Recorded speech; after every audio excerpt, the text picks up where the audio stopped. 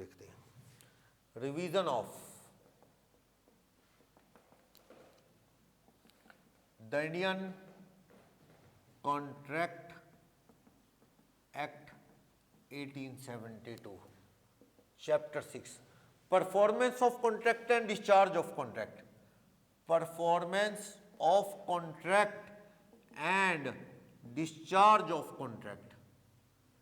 Discharge of contract, discharge का मतलब contract, contract जो है वो comes to an end, contract खत्म, या तो ब्रीच हो गया है या परफॉर्म हो गया है।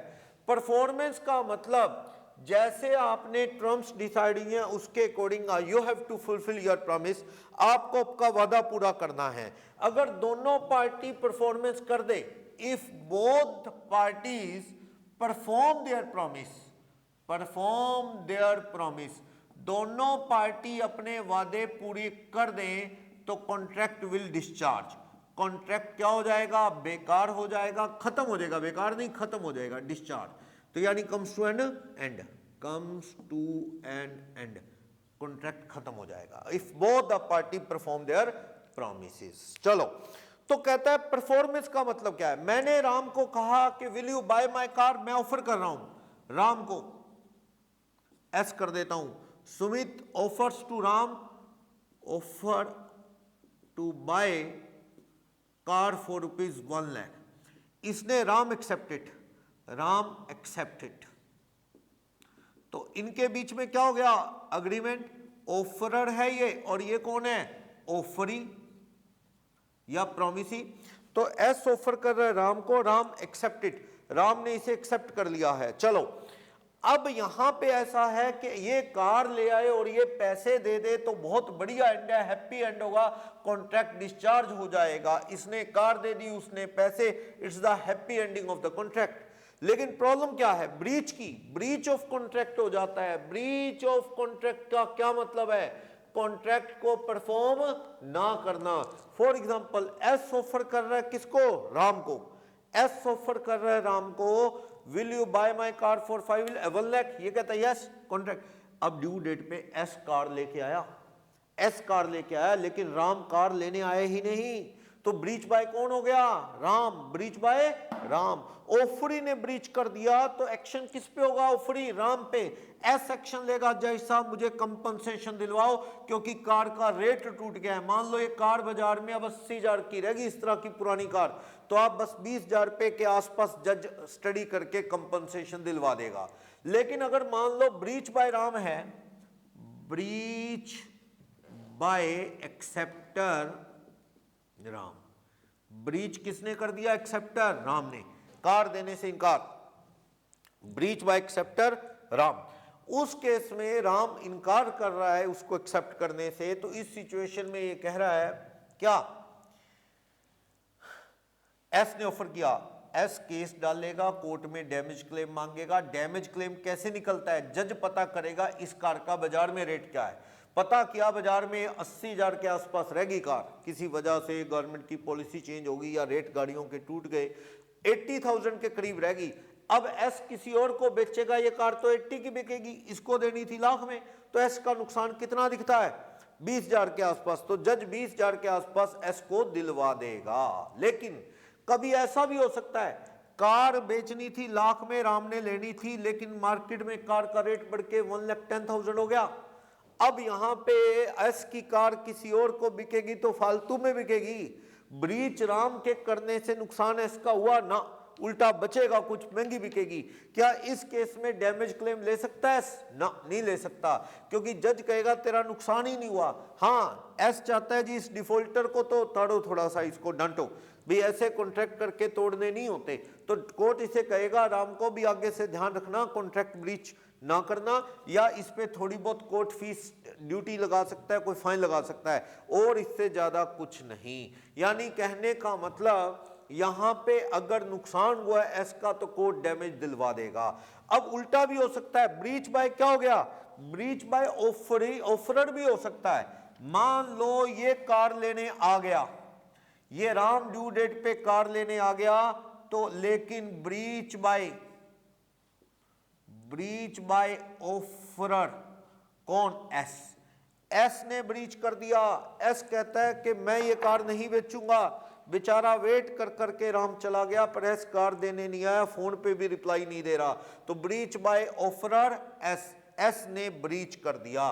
इस सिचुएशन में अगर एस ने ब्रीच किया है तो इस सिचुएशन में क्या होगा? इस सिचुएशन में कोर्ट में जाएगा राम कि सर इस पे एक्शन लो, मेरा नुकसान कर रहा, कार नहीं दे रहा। जज पता करेगा अब कार बाजार में कितने के आसपास है, तो पता लगा ये कार 1,20,000 के आसपास है, 1,20,000 रुपए के आसपास है। शायद इसीलिए एस ने बेचने से इनकार किया है राम को, कह रहा बाजार में बेचेंगे 1,20,000, इसको लाख रुपए में क्यों दूं। अब कोर्ट कहता है कि राम बेचारा बाजार से खरीदेगा, उसे 120 की मिलेगी इंस्टेड ऑफ 1 लाख, इसको महंगी लेनी पड़ेगी तेरी वजह से, तू 20,000 के आसपास, 15,000, 17, 20,000, कोर्ट क्या है कंपनसेशन देने को, डैमेज क्लेम देने को कह सकता है। तो ये है परफॉर्मेंस। दोनों आदमी वादे पूरे कर दे, वो कार दे दे, वो पैसे दे दे, तो ये हैप्पी एंडिंग है कॉन्ट्रैक्ट की। इसमें दोनों पार्टी ने परफॉर्म कर दिया तो कॉन्ट्रैक्ट क्या हो जाएगा? डिस्चार्ज हो जाएगा, कम्स टू एन एंड। अगर कोई नहीं पूरा करेगा वादा, that is breach of contract. Breach में भी कॉन्ट्रैक्ट तो खत्म, लेकिन झगड़े डैमेज क्लेम के रह जाएंगे। अब सुनना, अगर एस ने कार देने से इनकार कर दिया राम को, राम बेचारा कोर्ट में केस डाल देता है, केस चलता रहता है एस के खिलाफ, कंपनसेशन मांग रहा है राम। राम ने गाड़ी कहीं और से खरीद ली, खरीदनी है बंदा और क्या करे, इसने खरीद ली। थोड़े दिन बाद जब कोर्ट में फैसले का टाइम आया तो एस कहता है जज साहब मैं गाड़ी अब दे देता हूं। एस कहता है सर बोलो राम को कहो अब दे देता हूं गाड़ी। तो राम कहता है अब थोड़ी लेनी है भाई, मैंने तो ले ली, तूने नहीं दी, मैंने कहीं और से ले ली। इस सिचुएशन के अंदर क्या एस कह सकता है ये कि भाई इसने ले ली अब गाड़ी, अब क्या गिला शिकवा है? नहीं नहीं, डैमेज क्लेम तुझसे तो लेगा, तेरी वजह से उसे नुकसान उठाया, गाड़ी महंगी लेनी पड़ी, तो वो जज साहब डैमेज क्लेम दिलवाएंगे। बाकी ये फ्यूचर में नहीं कह सकता कि अब परफॉर्म कर देता हूं वादा ना। जब परफॉर्म करने का टाइम था तूने ब्रीच कर दिया, बाद में परफॉर्मेंस को एक्सेप्ट करना ना करना राम की मर्जी, अगला और कर लिए बैठा है, ये चीज है। एक टीचर ने एन मौके पे स्टूडेंट को पढ़ाने से इनकार कर दिया, अब स्टूडेंट को कहीं महंगी ट्यूशन ज्वाइन करनी पड़ी। अब जब कोर्ट में केस किया, स्टूडेंट ने, टीचर पे केस चलता रहा, थोड़े दिन बाद टीचर कहता अब आ जाओ बेटा अब पढ़ा देता हूं।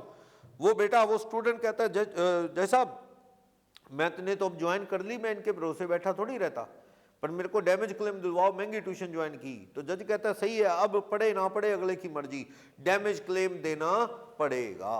ये चीज है परफॉर्मेंस का। परफॉर्मेंस के केस में कहता है कि जो सेल्फ वोल्यूशन, पर्सनल वोल्यूशन के कॉन्ट्रैक्ट होते हैं, पर्सनल वोल्यूशन का मतलब पर्सनल स्किल लेबर के जो कॉन्ट्रैक्ट होते हैं, डांस जैसे कि सच एज डांसिंग के कॉन्ट्रैक्ट, टीचिंग के कॉन्ट्रैक्ट, एक्टिंग के कॉन्ट्रैक्ट, इस तरह के जो कॉन्ट्रैक्ट होते हैं ये खुद परफॉर्म करने पड़ते हैं, ये किसी और से परफॉर्म नहीं करवा सकते। To be performed by the parties to contract, ये नहीं परफॉर्म हो सकते, can't be performed through agent और लीगल रिप्रेजेंटेटिव। लीगल रिप्रेजेंटेटिव के थ्रू परफॉर्म नहीं हो सकते, एजेंट के थ्रू परफॉर्म नहीं हो सकते। इस तरह के जितने भी कॉन्ट्रैक्ट हैं वो खुद परफॉर्म करने पड़ते हैं, किसी और के थ्रू परफॉर्म नहीं हो सकते। जैसे डांसर ने डांस करना था लेकिन एक्सीडेंट हो गया, फ्रैक्चर हो गया, तो क्या आप उसे कंपेल कर सकते हो डांस करने के लिए, या उसको कह सकते हो अपने बेटे को, भाई को भेजना? वो कॉन्ट्रैक्ट बेकार, कोई झगड़ा नहीं है, तो भगवान की मर्जी है, डेथ होगी डांसर की, एक्टर की, टीचर की, तो परफॉर्म करना पड़ेगा? नहीं, एडवांस गए हैं वापिस आ जाएंगे, बाकी कंपनसेशन वाला कुछ नहीं भैया, नेचुरल है, क्या करे इसमें खुद। मान लो किसी शाहरुख खान ने कहीं स्टेज पे जाना था, बुकिंग होगी, शाहरुख खान ना आए तो अपनी जगह किसी और को भेज सकता है? नहीं भेज सकता। शाहरुख खान मतलब शाहरुख खान, कोई और नहीं, ठीक है। और शाहरुख खान बीमार हो जाए, फ्रैक्चर हो जाए, तो क्या सामने वाले केस कर सकते हैं शाहरुख खान पे? कुछ नहीं होगा केस से, क्यों? क्योंकि वो बीमार है, फ्रैक्चर हो गया, वो क्या करे? तो एडवांस गए हैं वापिस आ जाएंगे, इससे ज्यादा कुछ नहीं, कंपनसेशन नहीं। लेकिन जो अदर कॉन्ट्रैक्ट होते हैं ना, अदर कॉन्ट्रैक्ट, अदर का मतलब मेरा किससे है? अदर देन, अदर का मतलब other than personal skill labour, personal skill और लेबर के अलावा जो कॉन्ट्रैक्ट हैं, जो दूसरे कॉन्ट्रैक्ट हैं, can be performed through agent और लीगल रिप्रेजेंटेटिव। लीगल, मान लो किसी को फर्नीचर देना था, राम ने फर्नीचर की दुकान है, ड्यू डेट पे जिस दिन फर्नीचर देना था किसी काम से फौरन चला गया, तो उसका पीछे एजेंट किसी को फर्नीचर दे सकता है? हाँ। सामने वाला बार ये नहीं कह सकता भी सेठ जी को बुलाओ हम तो उनसे फर्नीचर लेंगे, नहीं। क्यों? सेठ ने डांस करके दिखाना है, सेठ से फर्नीचर लोगे? फर्नीचर से मतलब है ये फर्नीचर कोई भी दे सकता है। कर्ज लिया बैंक से राकेश कुमार ने, राकेश कुमार की डेथ होगी तो कर्ज कौन चुकाएगा? उसके लीगल रिप्रेजेंटेटिव। लेकिन लीगल रिप्रेजेंटेटिव की मैक्सिमम लायबिलिटी कितनी होगी? जितनी जाने वाला प्रॉपर्टी छोड़ गया उतनी, बस, उससे ज्यादा लायबिलिटी नहीं होती। क्लियर? अगर मान लो एबीसी ने मिलके लोन ले लिया, मान लो 3 लाख का, सी एक्सपायर हो जाए, सी एक्सपायर, तो ये लोन कौन भरेगा? जो जिंदा है ए बी, और सी का कौन? सी का लीगल रिप्रेजेंटेटिव, सी का लीगल रिप्रेजेंटेटिव और जो सर्वाइवर है ए बी मिलके भरेंगे। क्लियर? तो जो मर गया है उसका रिप्रेजेंटेटिव, जो जिंदा है उसके वो खुद। सामने वाला पैसे लीगल रिप्रेजेंटेटिव से क्या 3 लाख के 3 लाख मांग सकता है? जो ज्वाइंट प्रॉमिस होते हैं, ज्वाइंट कॉन्ट्रैक्ट होते हैं, उसमें लायबिलिटी ज्वाइंट भी होती है और सेवरल भी। मैंने बताया था ज्वाइंट वाले में लायबिलिटी ज्वाइंट और सेवरल, तो आप तीनों से मांग सकता है सामने वाला, लेकिन मरने वाले के परिवार से लाख रुपए से ज्यादा मांगे नहीं जा सकते। यस भाई, आप चाहो तो 3 के 3 किससे मांग लो? ए से मांग लो 3 लाख, तो कल को ए बी से लाख मांग लेगा, सी के रिप्रेजेंटेटिव से। क्या सामने वाला सी के रिप्रेजेंटेटिव से 3 लाख मांग सकता है? नहीं। मैक्सिमम रिप्रेजेंटेटिव की लायबिलिटी प्रोपोर्शनेट जो उसके मेंबर किया उससे ज्यादा नहीं, लाख रुपए से ऊपर सी के परिवार से नहीं मांगे जा सकते। ओके, तो ये ज्वाइंट वाले में देख लेंगे। और हां, इसमें ऐसा भी है, मान लो कि तीनों मर गए, ये तीनों एक्सपायर, ऑल 3 एक्सपायर, 3 लाख का लोन है, ए प्लस बी प्लस सी, ऑल 3 एक्सपायर, तीनों एक्सपायर हो गए। क्या ए के रिप्रेजेंटेटिव से, बी के लीगल रिप्रेजेंटेटिव से, सी के रिप्रेजेंटेटिव से 1-1 लाख के मांगे जाएंगे मैक्सिमम? हाँ, मैक्सिमम 1 लाख उनके हिस्से के। बस ऐसा नहीं हो सकता कि आप 3 के 3 लाख ए के परिवार वालों से मांगो और वो आगे बी सी से मांगे ना। जो जिंदा होते हैं ना, तब तो किसी एक की भी लायबिलिटी हो सकती है, क्योंकि लायबिलिटी ज्वाइंट भी होती है और सेवरल भी। लेकिन एक्सपायर होने पे परिवार वालों की लायबिलिटी प्रोपोर्शनेट उसके हिस्से की होती है। जैसे 3 लाख में इनकी 1-1 लाख की लायबिलिटी है, तो परिवार वाले मैक्सिमम लाख रुपए देने के लिए ही लायबल होते हैं। अगर ये एक्सपायर नहीं हुए, जिंदा है एबीसी, तो इनकी लायबिलिटी ज्वाइंट भी और सेवरल भी। सामने वाला 3 लाख ए से भी मांग सकता है, बी से भी, सी से भी, या 2 लोगों से मांग सकता है, लेकिन डेथ होने पे उसके घर वालों से उसका प्रोपोर्शनेट ही मांगा जा सकता है। ऐसे नहीं कि घर वालों से भी पूरा 3 लाख मान लो एक के घर से और कह दो तुम दूसरों से एडजस्ट कर लो ना, प्रोपोर्शनेट। ठीक, तो कह रहे हैं performance and discharge of contract में ये सारी बातें बोलता है। कॉन्ट्रैक्ट एक ऑब्लिगेशन है, फुलफिल करना है, जो बात हुई है उसके अकॉर्डिंग। ऑब्लिगेशन क्या है? डेथ के बाद भी खत्म नहीं होता। कर्ज लिया तो परिवार वाले चुकाएंगे, फर्नीचर देना है तो एजेंट या परिवार वाले फर्नीचर देंगे। लेकिन जो पर्सनल स्किल के कॉन्ट्रैक्ट है, डांस, एक्टिंग, डेथ होते ही खत्म, वो परिवार वालों को परफॉर्म नहीं करने पड़ते। एडवांस दिया है तो वापिस आ जाएगा। नेक्स्ट टॉपिक है इसमें type of performance. Actual performance तो एक्चुअल में सामान उठा के देना, मैंने आपको कार देनी है तो मैं कार दे रहा हूं, आप पैसे दे रहे हो, ये तो एक्चुअल परफॉर्मेंस। लेकिन एक होती है attempt to perform. Attempted performance का क्या मतलब है? अटेम्प्टेड परफॉर्मेंस या ऑफर टू परफॉर्म कह दो, या इसे टेंडर टू परफॉर्म कह दो। टेंडर टू परफॉर्म, इसका क्या मतलब है? ऑफर टू परफॉर्म यानी आप कोशिश करो, मैंने कार देनी थी राम को, मैं कार लेके जाऊं, राम नहीं आएगा तो एक्शन उस पे होगा, मैं तो अपनी कोशिश करूं ना। जज को कहेगा भाई बताओ तुम कार लेके गए थे, मैं कहता ना सर मैं तो गया ही नहीं कार लेके, और मैं कह रहा हूं जी इसने ब्रीच कर दिया। कैसे? सुनी सुनाई बातों पे विश्वास ना करो। पता लगा मुझे किसी ने कह दिया राम कार लेने नहीं आएगा, कह रहा था, और मैं कार लेके नहीं गया, वहां राम आ गया कार लेने, तो एक्शन मुझ पे हो जाएगा कार ना देने का। इसलिए आप तो अपनी कोशिश करो, ऑफर टू परफॉर्म करो, कोशिश करो। वो देखो परफॉर्म तो हुआ ही नहीं ना, वो लेने ही नहीं आया, पर आप कोशिश तो करो ना कार लेके जाओ। मान लो एक बच्चे से मेरा अग्रीमेंट हो गया कि मैं ट्यूशन पढ़ाऊंगा तुझे, तो मुझे ड्यू डेट पे टाइम पे आके ट्यूशन पढ़ाने के लिए आना चाहिए। वो बच्चा नहीं पढ़ना चाहेगा तो उस बच्चे पे एक्शन होगा। मैं ये सोच नहीं सकता कि बच्चा नहीं आएगा, मुझे कोशिश करनी है। अटेम्प्ट टू परफॉर्म करो, तो नहीं मानने का सामने वाले पे एक्शन होगा। तो परफॉर्मेंस दोनों कर दें तो contract comes to an end, एक परफॉर्म करे दूसरा ना करे तो वो क्या है, ब्रीच ऑफ कॉन्ट्रैक्ट, उस पे एक्शन होगा। तो आपको अटेम्प्ट टू परफॉर्म करना है, यानी ऑफर टू परफॉर्म, ना मानने पे सामने वाले पे लीगल एक्शन होगा। एक अगला टॉपिक पेज नंबर 2 पे, इसेंशियल ऑफ वैलिड कॉन्ट्रैक्ट क्या है, जरूरी बातें,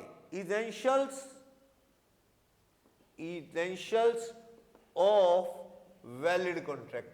कॉन्ट्रैक्ट की वैलिडिटी के लिए जरूरी चीजें क्या है, page number 2 of the notes, it must be unconditional, फालतू शर्तें ना जोड़ो। जैसे मान लो मैंने एक बंदे को कहा कि मैं तुझे कार दूंगा 2 लाख रुपए में, वो कहता ठीक है मैं 2 लाख दूंगा।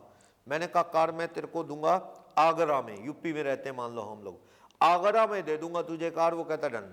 अब मैं उसको कौन हूं, तू वाराणसी आ जा, वाराणसी यानी बनारस, काशी कह दो, बनारस आ जा यानी वाराणसी आ जा, वहां दूंगा कार। गलत बात कर रहे हो, तुम परफॉर्म कर ही नहीं रहे, समझो ब्रीच की का एक्शन होगा।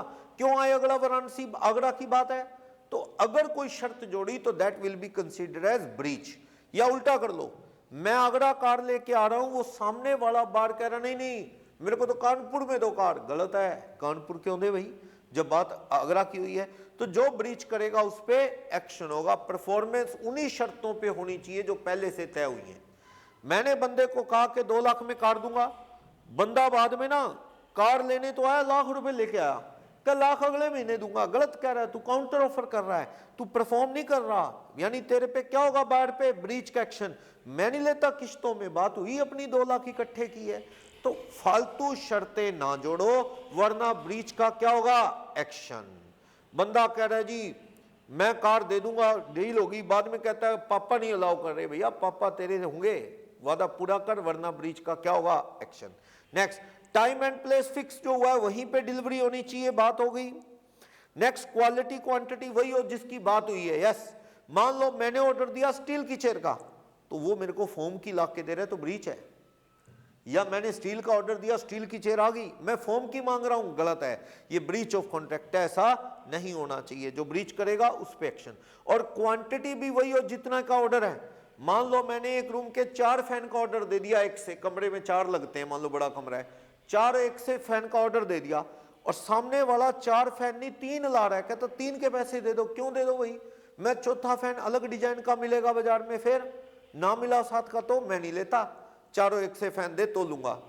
तो ना देने पे एक्शन सेलर पे है, गलती उसकी है। क्वांटिटी पूरी कर, तेरे को ऑर्डर दिया था हमने 4 फैन का, 3 क्यों लाया, हम तो नहीं लेते, मिसमैचिंग हो जाएगी। तो क्वांटिटी क्वालिटी वही हो जिसका ऑर्डर है। जो फैन कहे हैं ओरिएंट के कहे हैं और वो हेवल वाले उठा लाया, गलत। जिस क्वालिटी का ऑर्डर है वही हो, और क्वांटिटी भी उतनी जितनी कहा है।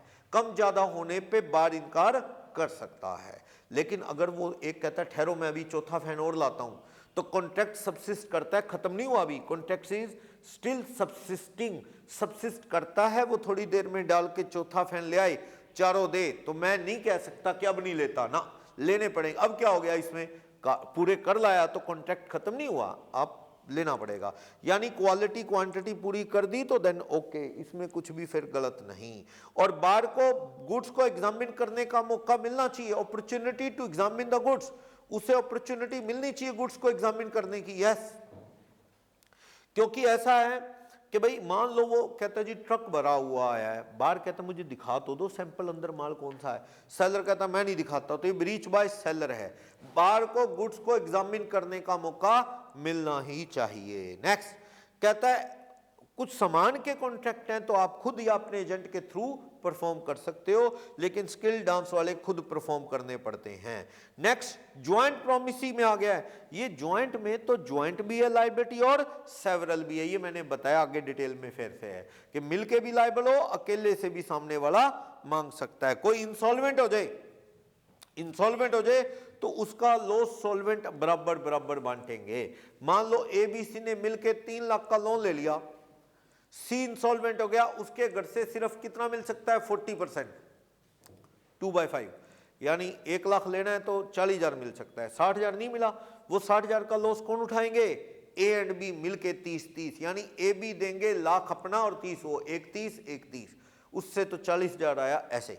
तो जो लॉस है इंसॉल्वेंट का नहीं आया वो कौन उठाएंगे, अदर पार्टनर अपने रेशियो में। Next, who must perform the promise, कौन वादा पूरा करेगा, बताया था, who must perform the promise, वादा कौन पूरा करेगा, ये मैंने आपको बताया था। कौन, प्रोमिसर खुद, स्किल डांसिंग वाले खुद परफॉर्म करने पड़ते हैं, किसी से नहीं करवा सकते। टीचिंग वाले, डांसिंग वाले, एक्टिंग वाले, ये किसी से नहीं करवा सकते, क्योंकि वो उसमें वो स्किल हो ना हो तो जरूरी नहीं, उसको खुद परफॉर्म करना पड़ता है। लेकिन एजेंट से परफॉर्म करवा सकते हो बाकी कॉन्ट्रैक्ट। लीगल रिप्रेजेंटेटिव, बंदा मर गया तो लीगल रिप्रेजेंटेटिव कौन से कॉन्ट्रैक्ट परफॉर्म करेगा, लीगल रिप्रेजेंटेटिव जो सामान के हैं, कर्ज के हैं, स्किल डांस के लीगल रिप्रेजेंटेटिव परफॉर्म नहीं कर सकता। ओके, ये बात हमने की थी। नेक्स्ट, चलो, वैसे एक क्वेश्चन है कि एक लेडी साड़ी ले ले, हस्बैंड का नाम लेके कि मैं उनकी वाइफ हूं, तो क्या हस्बैंड उधार ले जाए तो हस्बैंड उस उधारी को चुकाने के लिए लायबल है, तो कोर्ट ने कहा यस, क्यों, उसकी ड्यूटी है वाइफ बच्चों को पालना, उनको मेंटेन करना, तो जीवन चलाना उनका, तो खाने पीने का सामान, कपड़े वगैरह की बुकिंग कर ली लेडी ने, तो हस्बैंड उसके लिए पैसे देने के लिए लायबल है। नॉर्मली सामने वाला मान सकता है कि उनकी वाइफ है तो वो नेसेसरी है लाइफ की, साड़ी, कपड़े, खाना, तो उसके डील करे कॉन्ट्रैक्ट, हस्बैंड लायबल होगा। ओके, थर्ड पार्टी परफॉर्म करवा सकते हो, ऐसा है कि एक्नॉलेजमेंट करवा दो वरना नहीं। मैंने राम से पैसे लेने हैं, शाम को देने हैं 1 लाख रुपए, शाम कहता है सर पैसे दे दो, मैंने शाम को कहा यार तू राम से ले ले, मैंने शाम को कहा तू पैसे किससे ले ले, राम से ले ले, बात करवाओ फोन पे आपस में, राम एक्नॉलेज कर दे हाँ शाम मैं दे दूंगा, सर की तरफ से मैं दे दूंगा, और शाम कहता है ओके राम मैं तुझसे ले लूंगा, तब ठीक है, यानी मैं बीच में से आउट, ये कॉन्ट्रैक्ट राम शाम का हो गया। बिना बात करवाए राम शाम को पैसा देने के लिए लायबल नहीं, क्योंकि राम का कोई क्रेडिटर राम से पूछे बिना कैसे बन सकता है, ये मैंने आपको बताया था। क्लियर? और एक बात, मान लो मैंने अनिल से लाख रुपए लेने हैं, मैंने उसको धमकी दी अनिल कल शाम तक पैसे दे दे नहीं तो अच्छा नहीं होगा। अनिल की तरफ से राकेश आया, कहता है यार मेरा दोस्त है अनिल, आप 80,000 पकड़ो, बाकी के 20,000 फिर दे दूंगा, लाख लेने हैं। राकेश से मैंने कहा चल दे दे यार, मेरे को पैसे से मतलब है, मैंने ले लिया 80,000। अब मैं अनिल से कितने मांग सकता हूं, लाख रुपए, 20,000 बैलेंस। आपने राकेश से लिए, क्यों ले लिए, राम की अनिल की तरफ से, तो देन ओके 80 क्लियर हो गया, आपके कितने रह गए 20। अब आप लाख रुपए मांगो तो गलत है, आपको जी मैं तो राकेश के पैसे वापस करूंगा 80,000, मैं तो अनिल से लाख लूंगा, ये गलत बात है। तुमने एक्सेप्ट कर लिए तो समझो खाता क्लियर हो गया, 80, 20,000 रह गए, तुम अनिल से 20 मांग सकते हो, पूरे नहीं, क्योंकि तुमने खुद एक्सेप्ट किए पैसे, वो एक्नॉलेज किए हैं। चलो फिर आ गया वो ज्वाइंट प्रोमिसर, पहले बता चुका हूं, ज्वाइंट के अंदर लायबिलिटी ज्वाइंट बी और सेवरल बी। ए बी सी ने मिलके 3 लाख का लोन ले लिया, loan taken, joint loan taken from Ram, तो राम को पावर है, वो ए अकेले से मांग ले, अकेले बी, अकेले सी से मांग सकता है, यस, अकेले ए से मांग ले तो लोग कहता है ए को तू 3 लाख देगा, लायबिलिटी ज्वाइंट बी और सेवरल बी, पर तू जो पावर देता है लो तू प्रोपोर्शनेट बी और सी से ले ले लाख लाख रुपए, ऐसा है। मान लो सी बिकेम इंसॉल्वेंट, ये इंसॉल्वेंट हो गया और ओनली 40,000 कैन बी रिकवर्ड, इसकी प्रॉपर्टी से कितने मिल सकते हैं, 40, तो सी का जो डेफिसिट है, सी से जो नहीं आए 1 लाख में से 40 आ सकते हैं, नहीं आए कितने पैसे 60, ये लॉस कौन बेयर करेगा, ये ए और बी बेयर करेंगे इक्वली कितना 30-30, यानी ये ए कितने देने के लिए लायबल है 130, बी भी कितने देने के लिए लायबल है 130। मान लो ए कहता है Ram file, Ram filed suit and recovered amount from A. उसने ए से 3 लाख रुपए निकलवा लिए। ए ना नहीं कर सकता, केस ए पे हो सकता है, लेकिन ए को पता है उस सी के घर से 40 आ गए और आ नहीं सकते, बाकी के 31 किससे मांगेगा? ए विल आस्क प्रपोर्शनेट 130, 1,30,000 किससे मांगेगा? बी से, क्योंकि 3 लाख में से सी के घर से 40 आ गए, रह गए 260, मिलके देंगे दोनों 31 तो इसने अगर दे दिया है 40 वहां से ले लेगा, रह गया 260, 31 किससे मांग सकता है? बी से। इस तरह से समझ आया? और मान लो मैं कहता हूं कि सी क्या है? एक्सपायर हुआ है, सी एक्सपायर तो पैसा देने के लिए कौन लायबल है? ए बी सी का लीगल रिप्रेजेंटेटिव, लेकिन लीगल रिप्रेजेंटेटिव लाख रुपए से ऊपर देने को कभी लायबल नहीं होगा। वैसे लीगल रिप्रेजेंटेटिव पैसे भी उतने देगा जितना जाने वाला छोड़ गया। मान लो C assets minus liability of 60,000 only, तो सी पीछे 60,000 रुपये छोड़ गया, तो सी के परिवार वाले कितना देने के लिए लायबल है? 60। 40 जो शॉर्ट रह गया ये दोनों मिलके उठाएंगे। क्लियर? एक केस सुनना, C expired and C leave assets of ₹60,000 only. 60,000 की सेट्स छोड़ गया, यानी इसका मतलब सीज लॉस, सी के घर से कितना लाख रुपए की जगह कितना आ सकता है? 60। 40,000 रुपये लॉस कौन उठाएंगे? ए और बी इक्वली उठाएंगे। कितना कितना?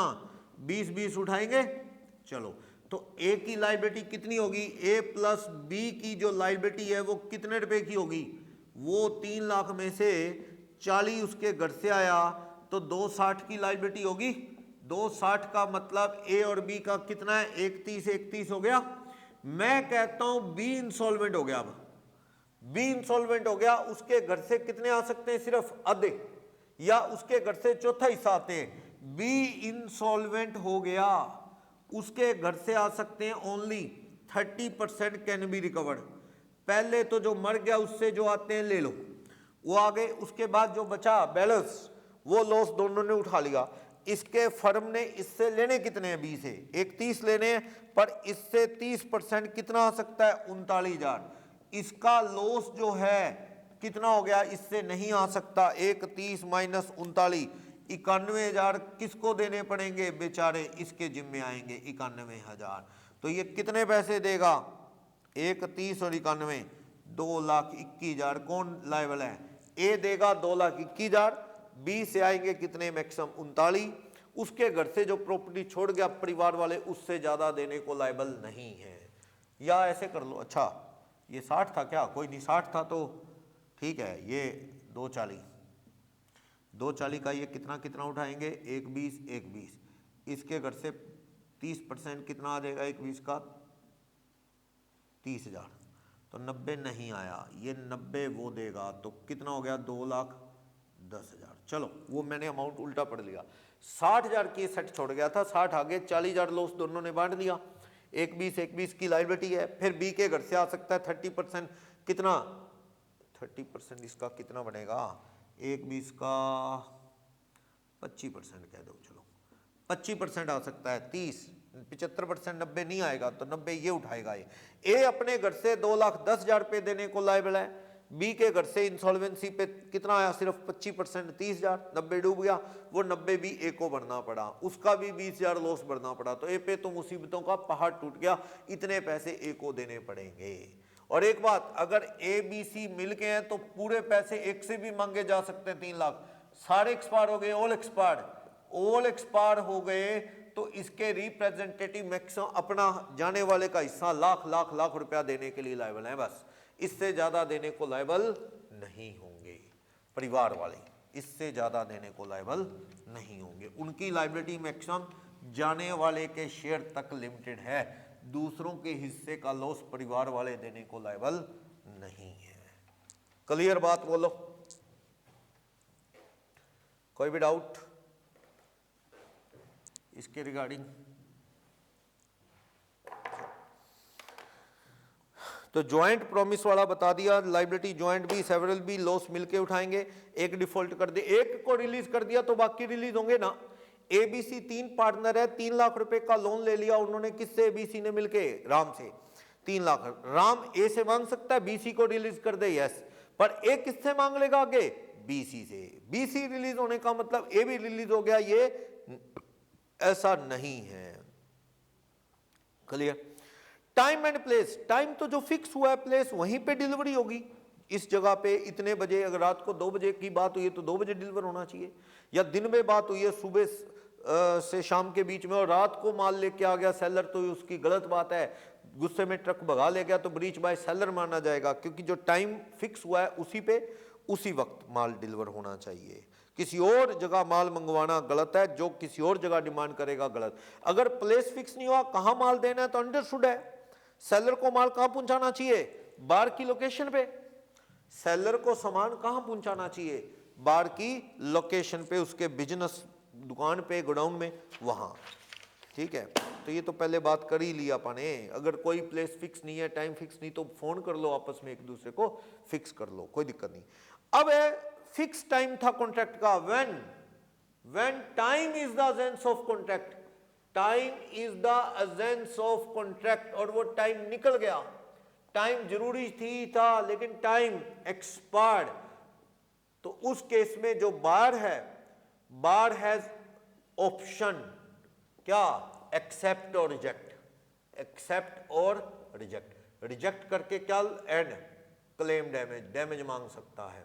यानी कहने का मतलब कुछ कॉन्ट्रैक्ट में टाइम जरूरी होता है, जैसे कि मान लो बर्थडे है बच्चे का, केक का ऑर्डर दे दिया, लेकिन वो बता दिया इस तारीख को बर्थडे, इस तारीख को केक देना, लेकिन वो बेकरी वाला केक तैयार नहीं कर पाया, बिजी था, और वो बर्थडे वाले दिन केक नहीं देता, तो अब वो क्या है? Contract breach by bakery seller. बार अगले दिन केक ले आया, अगले दिन केक लेना एक्सेप्ट करे तो ठीक, इनकार कर दे बार तो इनकार कर सकते भी, अब क्या करना है, बर्थडे तो निकल गया, क्या कर सकता है? वो डैमेज का केस कर सकता है, डैमेज क्लेम ले सकता है। तो टाइम जरूरी हो तो उसमें वादा पूरा होना चाहिए, टाइम निकलने पे कॉन्ट्रैक्ट क्या हो सकता है? बेकार हो सकता है, मतलब ऑप्शन आ जाएगा अग्रीड पार्टी है। जैसे शादी वाले दिन डेकोरेशन करनी थी, अगले दिन आ गया वो डेकोरेशन का सामान लेके शादी के बाद, अब क्या करना है? डेकोरेशन का टाइम निकल गया, ओकेजन निकल गया, तो अब आप बार की मर्जी, डेकोरेशन करवा ले, पैसे दे दे, नहीं तो इनकार कर दे, केस डाल दे, डैमेज क्लेम मांग ले। लेकिन अगर if time is not the agency of contract, time जरूरी नहीं, तो इसमें contract bar can't repudiate the contract, bar contract मानने से इनकार नहीं कर सकता, हां डैमेज क्लेम मांग सकता है।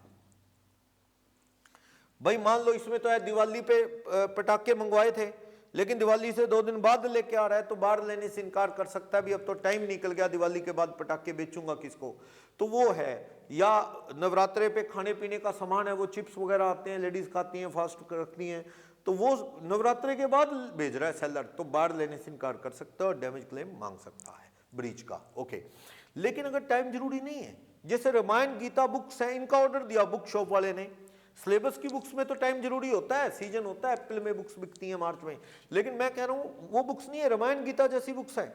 अगर सेलर थोड़ा लेट हो गया बुक्स देने में, तो बाहर लेने से इनकार नहीं कर सकता, क्योंकि उसमें कौन सा टाइम निकल गया? गीता रामायण सारा साल पढ़ी जाती है, उसमें कोई टाइम निकलने की बात नहीं, तो ये कॉन्ट्रैक्ट क्या होगा? वैलिड, ये इनकार मानने से नहीं किया जा सकता।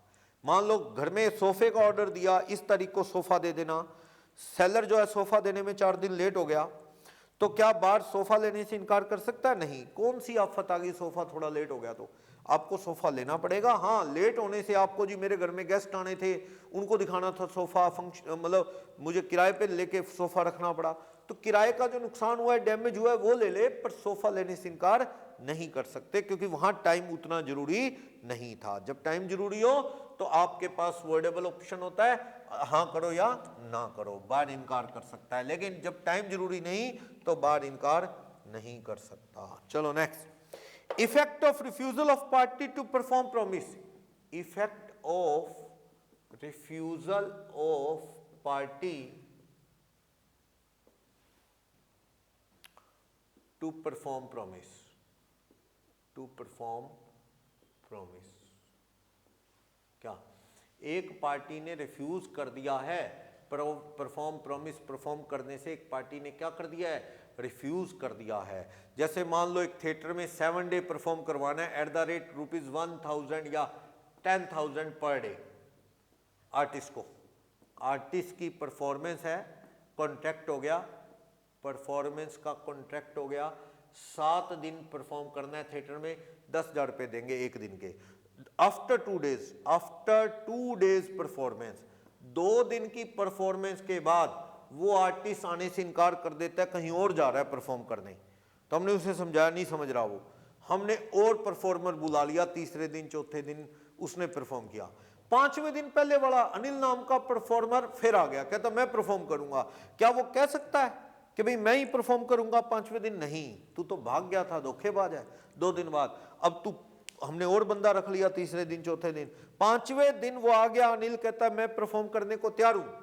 अब आपकी मर्जी, आपको लगता है ये जो दूसरा परफॉर्मर रखा हमने तीसरे चौथे दिन, इसमें बात नहीं है, अनिल ही फाइनल बंदा है, अनिल से परफॉर्म करवा लो 5वें 6ठे 7वें दिन। 2 दिन पहले करके आप 5वें 6ठे 7वें दिन और परफॉर्म करवा लो, चॉइस आपकी है थिएटर मालिक की। 5 दिन के परफॉर्मेंस के 50,000 देने हैं 10,000 के हिसाब से। उसके बीच में 2 दिन ना आने से बिना वजह जो नुकसान हुआ थिएटर मालिक का वो काट सकता है, डैमेज एडजस्ट कर सकता है। बाकी 5वें दिन थिएटर का मालिक अनिल को इनकार कर दे, नहीं करवाना, भाग जाए यहां से, तो अनिल जिद कर सकता है आई हैव टू परफॉर्म, मुझे करवाना पड़ेगा ना। तूने ब्रीच किया है, अब तू ऑफर कर रहा है कि मैं आ रहा हूं परफॉर्म करने, हमारी मर्जी परफॉर्म करवाएं या ना करवाएं।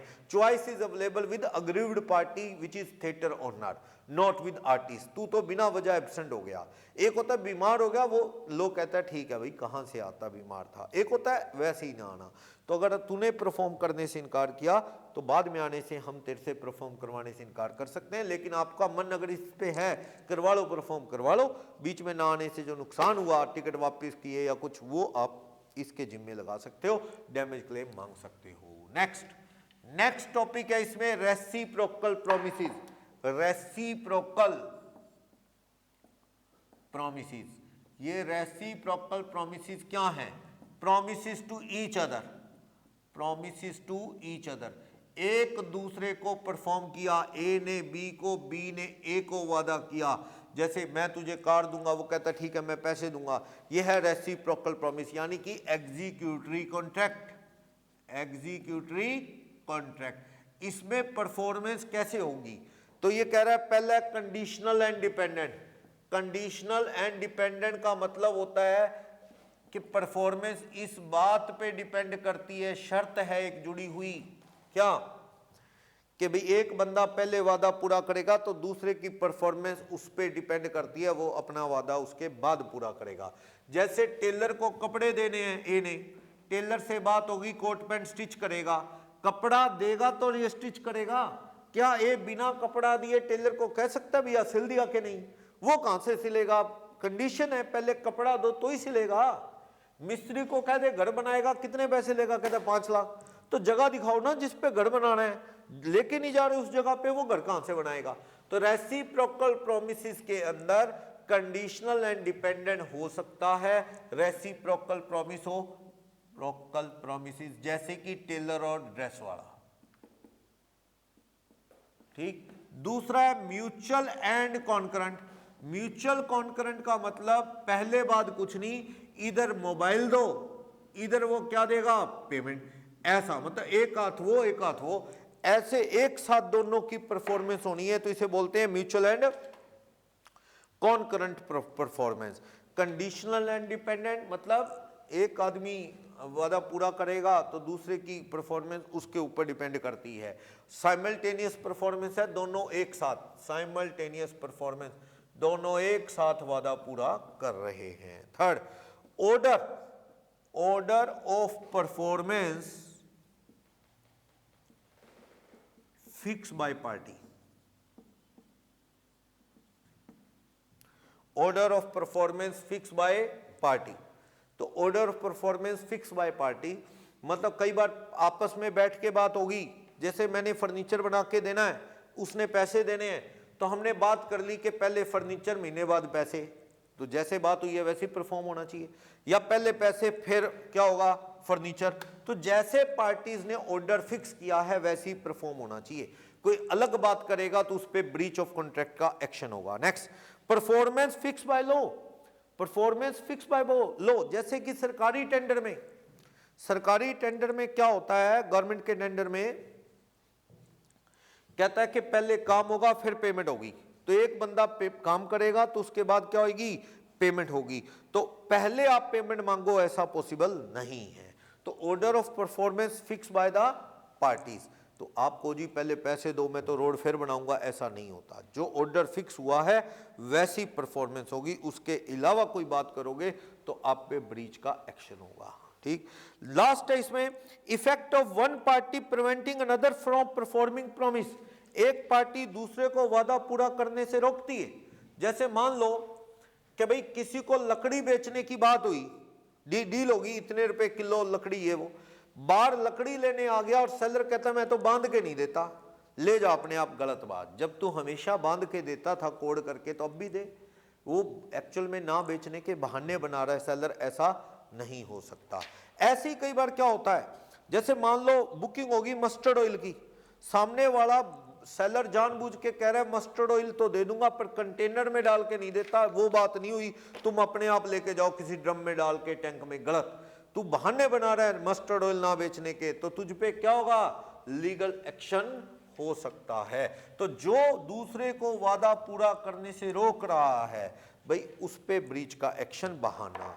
एक लीगल और दूसरी ब्रांच इलीगल बताया था, वो अफीम और चीनी वाला, घर किराए पे देने वाला के जुआ खेलना है तो इतने, रहने के लिए इतने, तो रहने के पैसे मांग सकते हो। जज साहब ये रह रहा है और पैसे नहीं दे रहा, जज को ये नहीं कह सकते भी कैसीनो चला रहा है कैसीनो के पैसे दे, वो नहीं कह सकते आप, क्योंकि वो इलीगल है। तो अल्टरनेटिव प्रॉमिस में जो लीगल वाला पोर्शन है वो वैलिड, इलीगल वाला वॉइड। नेक्स्ट टॉपिक इसमें एप्रोप्रिएशन ऑफ पेमेंट।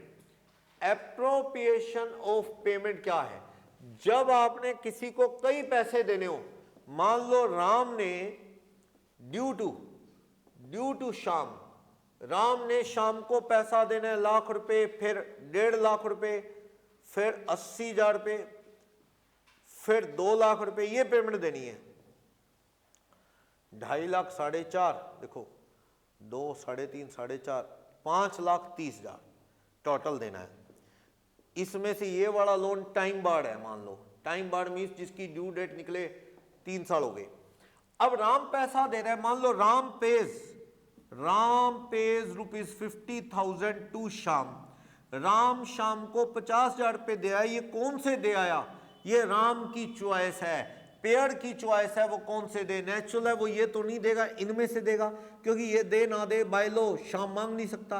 बाकी राम की चॉइस पेमेंट वाले की, जैसी वो इंस्ट्रक्शन दे के सर शाम को कहे फोन करके या जैसे भी लिख के ये पेमेंट इस 80 वाले में से या इस 2 लाख वाले में से, इन पे इंटरेस्ट की रेट अलग अलग भी हो सकती है।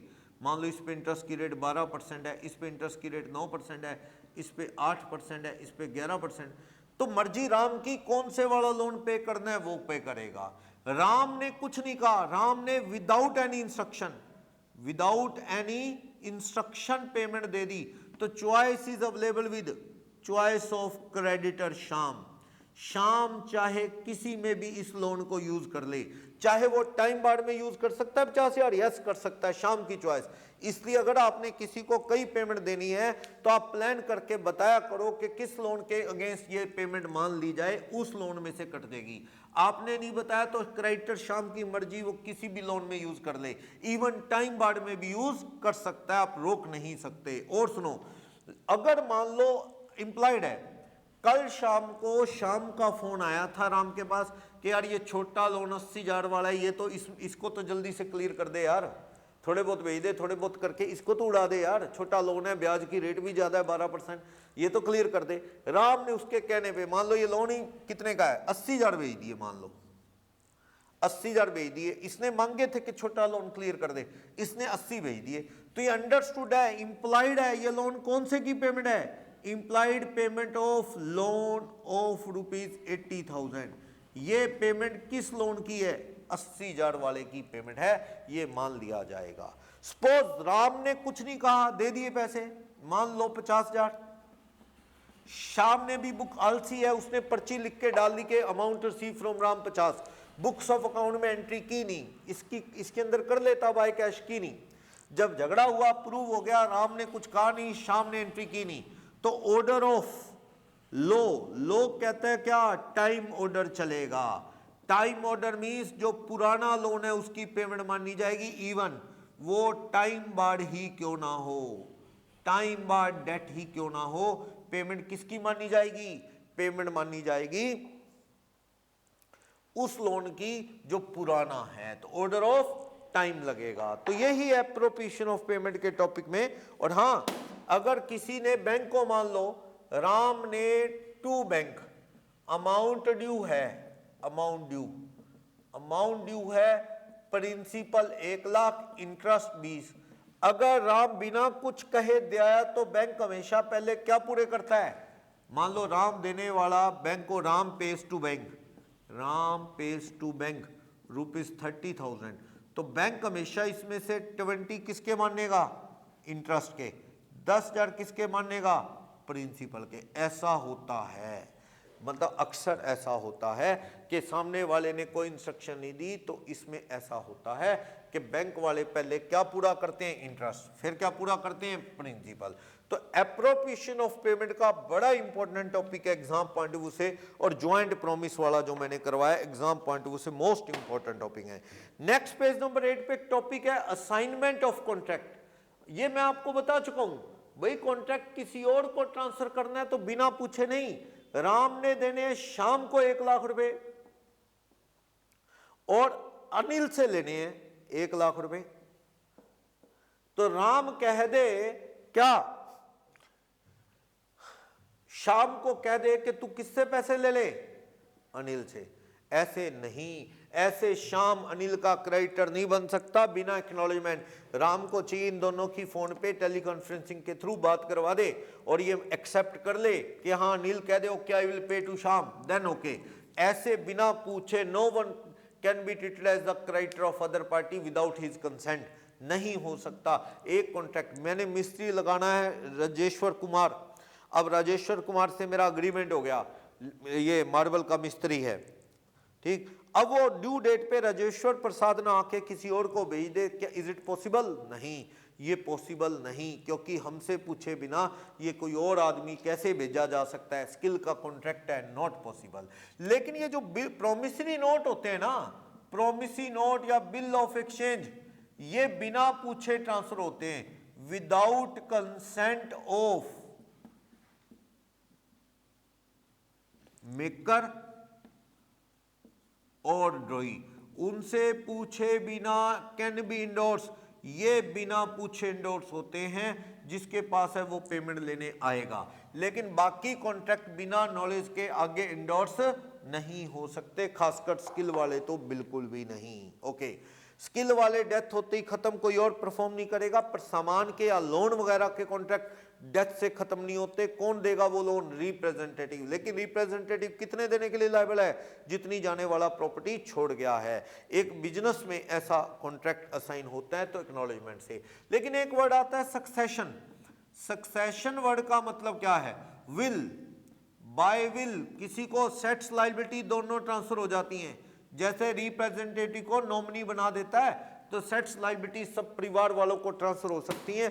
ऐसा नहीं कि के लिए सेट्स ट्रांसफर होंगी, लायबिलिटी भी ट्रांसफर हो सकती हैं, मतलब दोनों ट्रांसफर होगी, लेकिन परिवार वाले उतना ही पैसा देंगे जितना जाने वाला छोड़ गया है, उससे ज्यादा नहीं। नेक्स्ट टॉपिक है इम्पॉसिबिलिटी, इम्पॉसिबिलिटी ऑफ परफॉर्मेंस।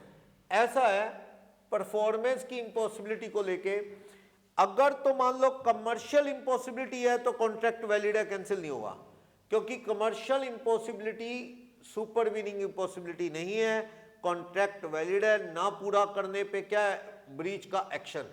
जैसे मान लो एक बंदा कहे सर मैं आपका सामान तैयार नहीं कर पाया क्योंकि लेबर की स्ट्राइक होगी, लेबर स्ट्राइक होगी सर, या सर बिजली नहीं आ रही, पानी नहीं आ रहा, ये सब इंतजाम तुझे खुद करने थे, ये बहाने नहीं चलेंगे, कॉन्ट्रैक्ट वैलिड है। ये इम्पॉसिबिलिटी कमर्शियल इम्पॉसिबिलिटी है, इसमें कॉन्ट्रैक्ट, इसका एक्सक्यूज नो एक्सक्यूज, इसका कोई एक्सक्यूज नहीं चलेगा।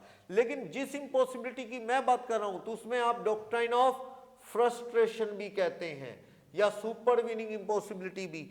मान लो कई बार तो दोनों को ही नहीं पता, कई बार दोनों को पता है, जैसे तारे तोड़ के known to both the party, known to both the party, दोनों पार्टीज को इम्पॉसिबिलिटी का पता है।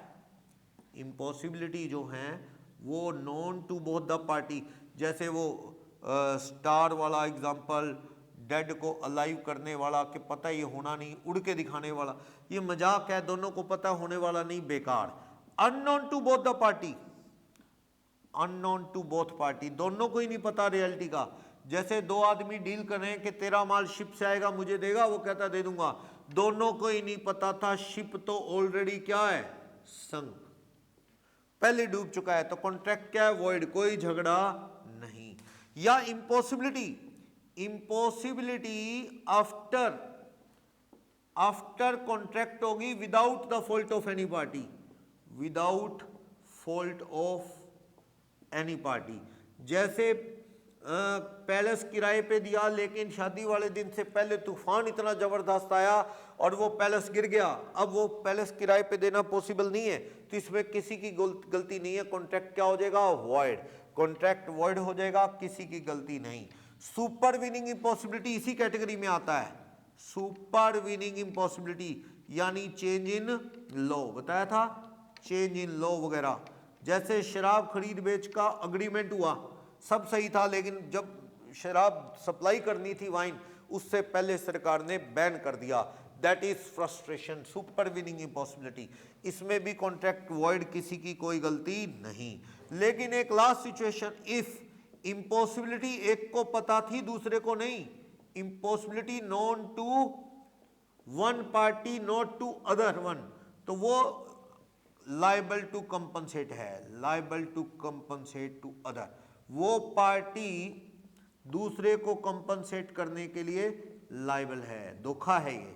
भाई मान लो ए को पता था मेरा शिप डूब गया, फिर भी बी से बातें कर रहा है कि ठीक है मेरे से माल ले ले इतने में, कहता है चलो क्या पता बहाना बन जाए, भी मुझे पता नहीं था।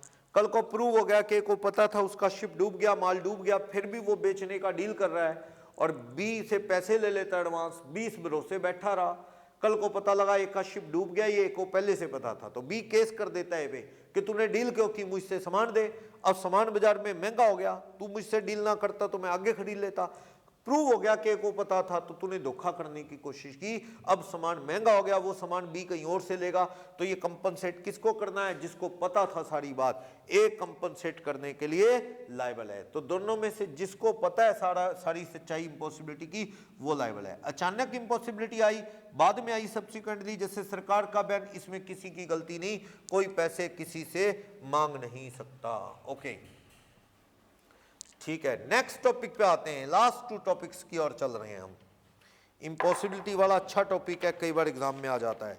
कुछ वर्ड्स के मीनिंग देखते हैं। Circumstances when a contract need not to be perform, circumstances when contract need not to be perform, contract perform करने की जरूरत नहीं, क्या, नोवेशन, नया कॉन्ट्रैक्ट हो गया पुराने की जगह, सब्जेक्ट चेंज, सब्जेक्ट चेंज हो गया कॉन्ट्रैक्ट का, या पार्टीज चेंज होगी, पार्टीज चेंज, पुराना contract perform, no need, old contract क्या हो जाएगा, बेकार, उसकी जगह नया कॉन्ट्रैक्ट हो जाएगा।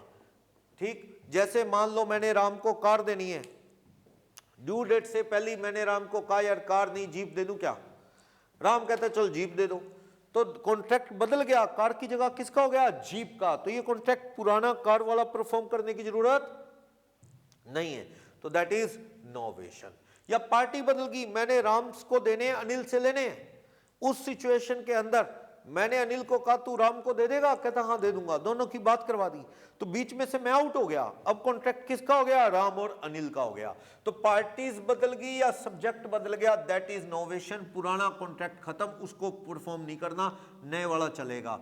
एक होता है ऑल्ट्रेशन, ऑल्ट्रेशन में मतलब terms and condition change, term conditions change हो गई, चेंज, पार्टी सेम है, पार्टीज चाहे सेम है, कॉन्ट्रैक्ट नया हो गया, जैसे ऐसा है, मान लो मैंने कार देनी है राम को, डील होगी लाख रुपए की, लेकिन बाद में बात हुई कि नहीं 2 महीने बाद पैसे देगा, ये बात हो गई, अभी नहीं पैसे 2 महीने बाद देगा, तो कोई कंडीशन बदल गई, कार भी वही है, सब्जेक्ट वही है, पार्टी भी वही है, कोई कंडीशन, टर्म कंडीशन बदल गई, दैट इज ऑल्ट्रेशन। इनमें दोनों में पुराना कॉन्ट्रैक्ट खत्म, नए वाला हो गया, पर लेकिन इसमें और इसमें फर्क ये है, इसमें पार्टीज बदल गई या सब्जेक्ट बदल गया, कार की जगह जीप आ गई, या सुमित और राम और सुमित और अनिल की जगह राम और अनिल का कॉन्ट्रैक्ट हो गया। जबकि ऑल्ट्रेशन में सुमित भी वही, राम भी वही, कार भी वही, बस कार की डिलीवरी की डेट बदल गई या अमाउंट बदल गया, नए सिरे से कॉन्ट्रैक्ट कर लिया उन्होंने, तो ऑल्ट्रेशन में कोई शर्त बदलती है। ओके, फिर कहता है रिसीजन। जो रेसिजन है इसके अंदर क्या होता है, दोनों बैठ के म्यूचुअली कॉन्ट्रैक्ट को क्या कर देते हैं, म्यूचुअली कैंसिल्ड द कॉन्ट्रैक्ट। जैसे मान लो मैंने कार बेचनी है, बाद में मुझे फील हो रहा है यार कार बेचूंगा, मौके पे नहीं लेनी पड़ेगी, बड़े पैसे चाहिए, उधर से बाहर सोच रहा है कि यार पुरानी लेके फिर रोज का चक्कर नहीं ले लो, एक बार दिक्कत खत्म, दोनों ने बैठ के सौदा कैंसिल कर दिया, दैट इज रिसीजन। तो म्यूचुअली कॉन्ट्रैक्ट कैंसिल, कोई झगड़ा नहीं। या फिर रिसीजन तब भी वॉइडेबल कॉन्ट्रैक्ट है, धोखे से या झूठ बोल के या अनड्यू इन्फ्लुएंस से या कोर्शन से, अग्रीड पार्टी ने मानने से क्या कर दिया, इनकार, तो कॉन्ट्रैक्ट क्या हो जाएगा, रिसाइंड, कैंसिल, परफॉर्म करने की जरूरत नहीं। तो म्यूचुअली भी कैंसिल हो सकता है और अग्रीड पार्टी भी कैंसिल कर सकती है।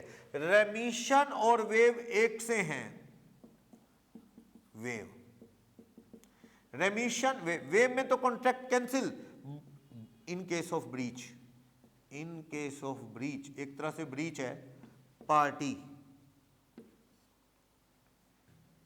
Is not going to take action, कोई एक्शन लेने नहीं जा रही अग्रीड पार्टी, बस बख्श दिया। सामने वाले ने मुझे कार देनी थी, ड्यू डेट पे 2 लाख रुपए में कार नहीं देता, मैंने कहा चल छोड़ यार तेरे पे एक्शन नहीं लेता, आगे से ऐसा मत कर, तो मैंने उसे वेव कर दिया, बख्श दिया, ये तो है वेव, भाई हम उसे एक्शन नहीं ले रहे। मैंने किसी से 3000 रुपये लेने, वो दे नहीं रहा, बहुत बार फोन कर दिया, मैसेज कर दिया, नहीं दे रहा, फिर अल्टीमेटली मैंने दुखी होकर भी, देता तो है नहीं, मैंने कहा चल बख्शे यार, अब तेरे जैसे आदमी से क्या मांगू वैसे। तो वेव करना एक ऐसे है, पैसे लेने छोड़ दिए, परफॉर्म नहीं कर रहा तो ब्रीच का एक्शन लेने से रोक लिया खुद को, दैट इज वेव। रेमिशन होता है, मान लो ए ने बी को कार देनी है, ड्यू डेट पे बी कहता है जी मेरे पास तो नेकलेस है, car instead of money, cash नहीं है मेरे पास तो नेकलेस है, ये ले लो कार दे दो। ए कहता है चल यार नेकलेस आने दे, वैसे तो ब्रीच का एक्शन ले सकता था, पर वो कहता है चल तेरे पास जो है नेकलेस है वो दे दे, कार दे दूंगा, तो रेमिशन, यानी मोर और लेस एक ही बात है ये, रेमिशन बख्श देना, वेव भी वही, पैसे लेने छोड़ दिए, एक्शन नहीं लेता, चल छोड़ माफ। और रेमिशन में वो कह रहा है परफॉर्मेंस किसी और तरह से कर रहा है, यानी पैसे ना दे के सामान, आपने कहा चल यार सामान दे दे, रेमिशन, दूसरी पार्टी को रिलैक्स कर दिया आपने, चल कोई बात नहीं, ये चीज कह रहा है, क्लियर, नेकलेस आने दे। तो यानी ये रेमिशन और वेव एक मोर और लेस सेम है। Effect of neglect of promisee, ये कह रहा है effect of neglect of promisee, जैसे मान लो कार ड्राइविंग स्कूल वाले से एक स्टूडेंट का अग्रीमेंट हो गया, कार सिखाऊंगा 5000 रुपये लूंगा, ड्यू डेट पे वो स्टूडेंट आ गया और सिखाने वाला कार लेके आ गया, स्टूडेंट जिद कर रहा है, कहता है ये अल्टो कार पे नहीं मैं सीखता, सिखाने वाला कहता हम तो सबको अल्टो पे सिखाते हैं, वो स्टूडेंट कहता मैं नहीं सीखता, कोई एसयूवी गाड़ी लाओ, क्या नहीं तो मैं तो जा रहा हूँ, मेरे पैसे वापस दो। क्या कार स्कूल वाले पैसे देने के लिए लायबल है? नहीं, क्यों? क्योंकि भैया सबको कार अल्टो पे सिखाते हैं, तेरे को भी अल्टो पे सिखाएंगे, तेरे को किसने कह दिया हम एसयूवी पे सिखाते हैं? तो ये तेरी गलती, मिसअंडरस्टैंडिंग तुझे हुई है, तू फैसिलिटी अफोर्ड करने को तैयार नहीं, तो ये गलती तेरी है, पैसे वापस नहीं होते। एक स्टूडेंट का एडमिशन हो गया एक स्कूल में, एडमिशन फीस भर दी और 3 महीने की फीस एडवांस ले लेते हैं स्कूल वाले, वो भर दी, एडमिशन हो गया स्कूल में। फिर जब स्कूल स्टार्ट हुई क्लासेस, वो कहता है यार क्लासरूम में ऐसी नहीं, मेरे तो पैसे वापस दो, मुझे तो पढ़ना नहीं है। ये तेरी प्रॉब्लम है, तू फैसिलिटी अफोर्ड नहीं कर रहा, तेरी प्रॉब्लम, पैसे वापस नहीं होते। तो प्रोमिसी निग्लेक्ट कर रहा है मानने से, तो एक्शन किस पे होगा? प्रोमिसी पे, मतलब तेरी गलती, पैसे एडवांस दिए तो वापस नहीं होते।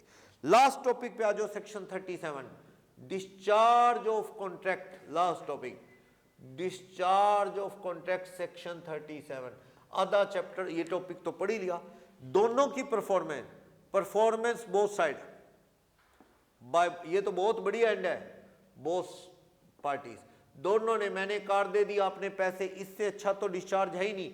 डिस्चार्ज मींस कॉन्ट्रैक्ट क्या हो गया, contract comes to an end, contract खत्म हो गया। तो ये है डिस्चार्ज ऑफ कॉन्ट्रैक्ट। ब्रीच में भी झगड़ा होगा डैमेज का, ब्रीच होने पे भी कॉन्ट्रैक्ट परफॉर्म नहीं होता, डिस्चार्ज हो जाता है ब्रीच होने पे भी, ठीक। सुपर विनिंग इम्पॉसिबिलिटी से, वो शराब ही बैन कर दी, एग्जांपल दिया था, उससे भी कॉन्ट्रैक्ट क्या हो जाता है, डिस्चार्ज, परफॉर्म हो ही नहीं सकता, इलीगल हो गया वो। या स्किल का कॉन्ट्रैक्ट था, स्किल डांस एक्टिंग का था, डेथ होगी परफॉर्मेंस की, death of party to perform, जिसने परफॉर्म करना था डांस एक्टिंग वो मर गया, तो कॉन्ट्रैक्ट परफॉर्म नहीं हो सकता। नोवेशन होगी, पुराना कॉन्ट्रैक्ट परफॉर्म करने की जरूरत नहीं, नोवेशन ऑल्ट्रेशन में पुराना परफॉर्म करने की जरूरत नहीं, नया कॉन्ट्रैक्ट परफॉर्म होगा। रेमिशन रिसीजन में भी तो यही होता है, रिसीजन में भी दोनों ने बैठ के रजामंदी से कैंसिल कर दिया, या रेमिशन में आपने सामने वाले को बख्श दिया, परफॉर्म करने की जरूरत नहीं। या refusal to afford facility by promisee, facility by promisee क्या कह रहा है, फैसिलिटी अफोर्ड करने से प्रोमिसी ने क्या कर दिया, इनकार कर दिया। मींस वो स्कूल में कहता है एसी नहीं है, कार बड़ी लाओ, तो ये प्रोमिसी की गलती है, कॉन्ट्रैक्ट परफॉर्म करने वाले की नहीं। तो ये कॉन्ट्रैक्ट परफॉर्म ना हो तो इसमें कोई डैमेज क्लेम भी नहीं देना पड़ेगा, कॉन्ट्रैक्ट परफॉर्म करने की जरूरत नहीं है। तो डिस्चार्ज बाय परफॉर्मेंस दोनों परफॉर्म कर दें तो बहुत बढ़िया एंड, नहीं तो ब्रीच से भी कॉन्ट्रैक्ट डिस्चार्ज हो जाता है। सेकंड, म्यूचुअल कंसेंट से बैठ के डिसीजन कर लो कैंसिल, तो भी। लैप्स ऑफ टाइम, मान लो दिवाली से 20 दिन पहले आपने पटाखे का ऑर्डर दे दिया सामने वाले को कि पटाखे दे देना जब अवेलेबल हो, दिवाली से 4 दिन बाद ला रहा है, तो टाइम निकल गया भाई, अब पटाखे क्या करने हैं, टाइम निकल गया, अब पटाखे बिकने नहीं, तो ये contract lapse of time, time निकल गया, तो कॉन्ट्रैक्ट क्या हो जाएगा, डिस्चार्ज हो जाएगा। Discharge by operation of law, dancer ने डांस करना था, मर गया, किसी ने पैसे देने थे, इंसॉल्वेंट हो गया, तो कॉन्ट्रैक्ट बाय लॉ डिस्चार्ज हो जाएगा। इम्पॉसिबिलिटी होगी, सुपरवीनिंग इम्पॉसिबिलिटी, पैलेस गिर गया, घोड़ी मर गई, तो भी परफॉर्म नहीं होगा, बेकार हो जाएगा। ब्रीच से भी, सुपरवीनिंग इम्पॉसिबिलिटी से भी, या पार्टी फैसिलिटी अफोर्ड करने से इनकार कर दे तो भी कॉन्ट्रैक्ट क्या हो जाएगा, डिस्चार्ज हो जाएगा। तो ये था हमारा chapter performance of contract. Next classes में 2 चैप्टर और रिवीजन के, ब्रीच और कॉन्टीजेंट वाला, कल खत्म हो जाएंगे वो।